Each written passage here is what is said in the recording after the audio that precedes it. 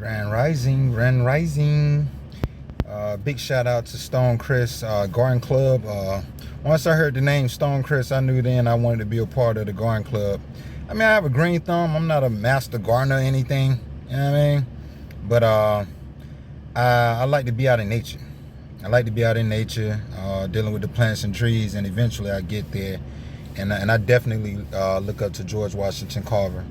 I mean, like one of my favorite prominent figures in our community. You know what I mean?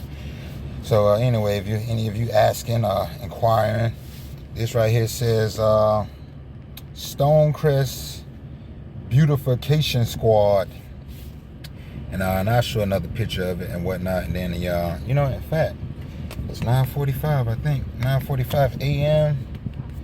And this, my friend, as you can see, this is a time clock. So I need to clock out because yeah, I need to clock out from work, and then I'm gonna go up here. We got I think we're dealing with 30 children. It's like a field trip. It's like a field trip. Anyway, I'm headed to A.W.A.R.E, Atlanta Wildlife Animal Rescue Effort, and we're gonna support the community, support the children, and yeah, I gotta get going. Hold tight while I clock out. So as you can see here, it says what? Lunch break, clock out. Time is ticking. So and 3, 2, 1. There we go. Da da da da. Clocked out. I gotta hit end day. I gotta end the day. I'm done for the day. Submit my hours. Probably too much information, huh? We're off to see the wizard, the wonderful Wizard of Oz. Alright, let's go and give back to the community, man. Family, community, and business. Family, community, and business. Alright, guys, we have arrived. We arrived.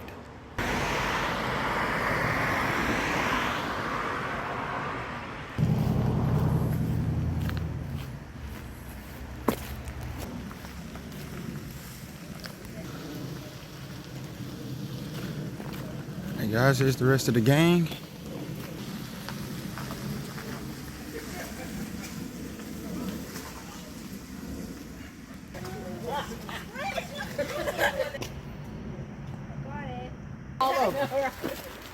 Yeah.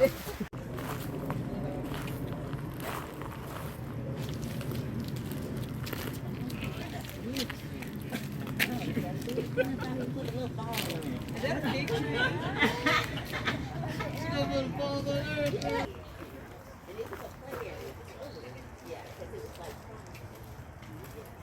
My mother-in-law had a big tree in her yard for years and years. Would make jam every year and everything. And then lightning and like it died. Yeah, I'll bet you somebody can eat it. But I'm sure we have enough to do.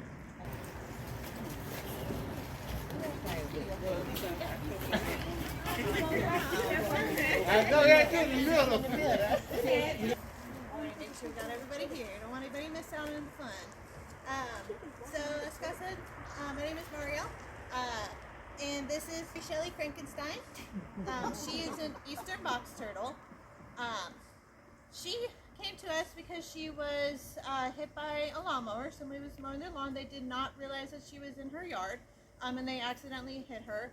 As a result, she did get an injured shell. So her top shell is the carapace. And it's made of the same thing that your fingernails are made of. So what we typically do is we'll put some what's called marine epoxy over the shell where the hole is or the damage is, so that it can heal up underneath.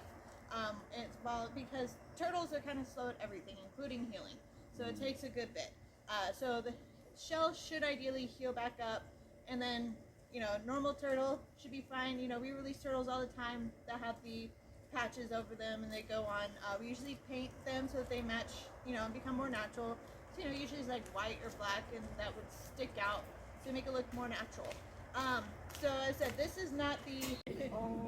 So this is Boogie. Boogie is a barn owl. So these guys are native here to Georgia. They're not rare, but they're not super common to kind of see around. These guys really love where forest meets the fields, because that's usually where a lot of rats tend to hang out, is in fields. Because these guys are actually what are called specialized hunters. These guys almost exclusively hunt mice and rats. He is an American crow. He came to us because he was hit by a car. I don't know if you've mentioned on the fact of cars. Hit by a car is one of the most common reasons we get animals in. The most common. Yeah. Number one.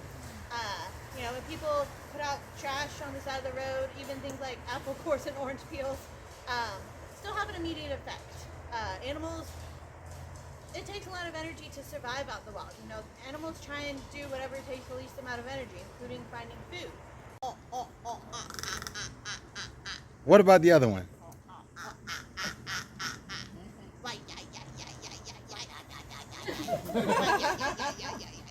Hi. Can you say actual words? I love you.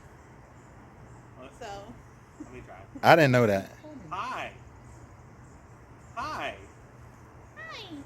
Hi. Hi. There we go. So these Oh, guys wow. do say like, hi, I love you, what are you doing? They will say stop it. So we have I didn't even realize 3-year-old vulture. No, I think he was 4 years old. Probably, 4-year-old vulture who hangs out in our main room. He's not releasable. And there are certain spots he's not allowed in the main room. And anytime he goes to them, these guys will start screaming, stop it, to tell on him. They'll come in, they'll say hi. Like when I was just getting him to glove him, he was telling me, stop it. When we're I'm going to let her tell the story, and then I got to go jump on a call, so I'm just going to say Thank bye. you. It was so nice to see you guys. Thank you, Really thank appreciate you. Coming and enjoy the last animal. Thank you so much. just trying to figure out this part. But yeah, so this is Andrew. He is a ball python. So as Scott stated, he is not a native Georgia species. With Andrew, he was found in, I guess some people were cleaning out their kid's closet who went away to college, found Andrew in a shoebox in the back of the closet.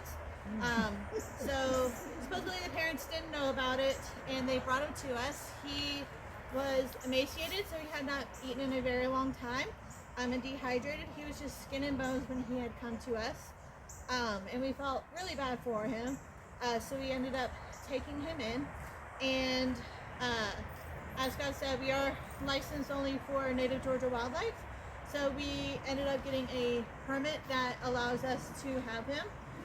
Now, while if y'all want ball pythons, you are able to go to like PetSmart, Petco, and all that to get a ball python. It's different for an individual versus a facility who's only licensed for certain things. We had to get a special permit for him for a few reasons.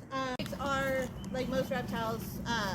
They require an external source. They don't really have the ability to thermoregulate on their own. So he's just in his warm little chamber. Here's mine.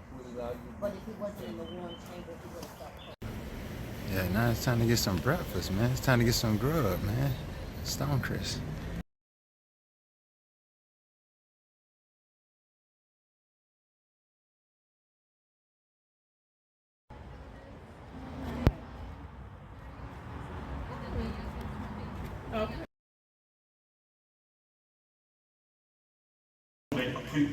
And cultivate appreciation for our city nuggets.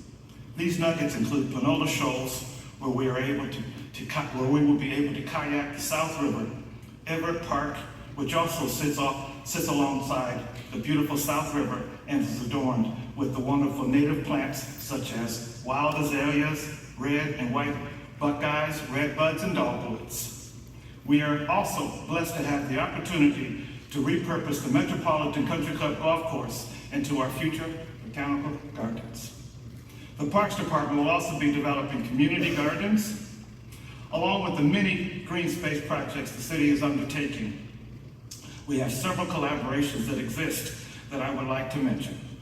We have the Hillendale Hospital's Public Garden under the leadership of Dr. Flowers. They recently planted an orchard, figs, apples, pears, blackberries, and blueberries. We have Atlanta Harvest, who's in the rear there, who we hope will open a farmer's market here in Stonecrest. We also have the City of Stonecrest, award-winning Stonecrest Garden Club. Yes, deservedly. And the wonderful Arabian Mountain Heritage Area that manages the 2,700-acre preserve. Lastly, I want to say how proud I am of the many beautiful maintained landscape gardens we have throughout Stonecrest. These areas are aesthetic treasures. They are lifelines for our community. Natural spaces contribute significant mental and physical health. Studies have shown that spending time in nature can reduce stress, lower anxiety levels, and improve overall moods. Here in Stonecrest, we have the ample opportunities to connect with nature right here in our backyard. But with these blessings comes responsibility. Absolutely. We must recognize that these natural spaces require our stewardship.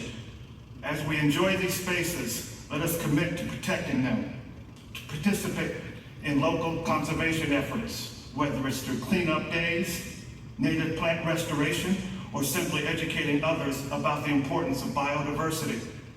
Let us be the guardians of our parks and green spaces, ensuring that they remain vibrant and inviting for generations to come. You see, Earth Day is not just a day. It's a movement that has grown since its inception in 1970. It serves as a reminder of the responsibility entrusted in those of us who live in the city of Stonecrest to care for these wonderful spaces and each other. It's crucial that we take actionable steps towards a sustainable future. So, as we celebrate our city's environmental gifts, let's also turn our attention to the food we consume. Eating locally is not just a trend, it's a powerful choice that directly impacts our community, our economy, and the environment. Eating locally means choosing foods that are grown or produced within our community or region, as opposed to foods that travel 1,500 miles or more. This simple choice has a profound impact not just on our health, but also on our economy and the environment.